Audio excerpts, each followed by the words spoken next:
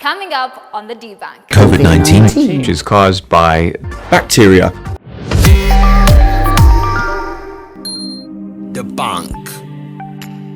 Today we are dissecting a misleading mother claim that actually carries along with it many claims about COVID-19 findings and approaches by quote-unquote the Russian doctors. Well, welcome to the Debunk. My name is Bella Twine. Let's dive into this fact check. Mini claim number one actually suggests that COVID-19 is caused by a bacterium and not a virus. And it reads, after a period of scientific discovery, it cannot be assumed that it is a virus, but rather a bacteria that causes death and leads to the formation of blood clots in the veins and nerves, from which the patient dies because of these bacteria. Karen is actually an award-winning journalist who has written stories on medicine and on health as well. She is an epidemiologist and physician. Karen, what do you have to say about that? That's a good question. It can be very tricky to know the difference when you just know that there's a bad infection out there and that it's harming a lot of people. But COVID-19 is a virus. And what that means is that it's not actually a little cell with its own metabolism. I mean, it doesn't have its own organs the way a bacteria does to make its own food from things in the environment and to create little tools that it uses the way a bacteria does. With this already being misleading, several people are misguided to think otherwise about COVID-19 or even its existence, which is not safe because everybody needs to stay safe from COVID-19. How about this other claim that antibiotics can be actually used to cure COVID-19 because it's caused by a bacteria? Just for clarity, after the news of this study, the Ministry of Health of Russia changed the COVID-19 treatment protocol and gave aspirin 100 milligrams to its positive patients and started giving the Empromac.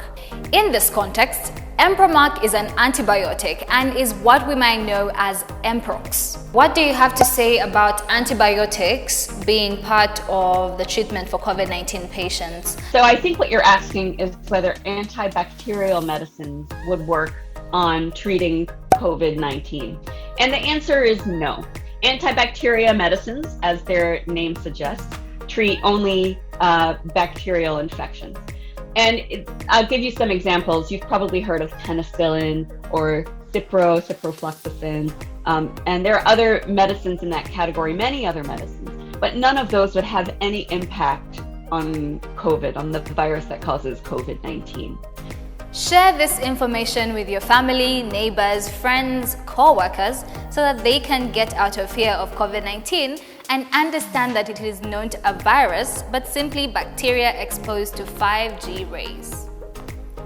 Research already shows that COVID-19 patients suffer from inflammation and blood clots, but this claim actually assumes that 5G rays cause inflammation in COVID-19 patients. Is it true? But the fact is, there's absolutely no connection between 5G and COVID. It does not change the way your body would fight COVID. It does not mutate or facilitate the virus's development in your body or the virus's growth in your body. So there's really no connection between 5G technology or 5G towers and COVID. I guess we might actually just go back to the Stone Age where there was no internet. 5G is just 5th generation technology that is used for cellular networks and is no way connected to COVID-19. Thank you so much, Karen, for being with us here on the Debunk. I would really appreciate this information.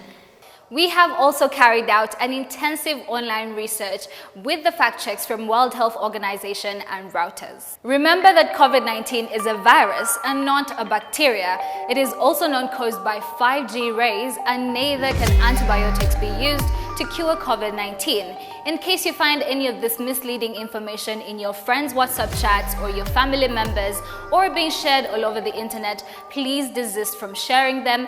And you can also share with us the Debunk team to help you fact check those myths or misinformation traveling all over social media and in your communities.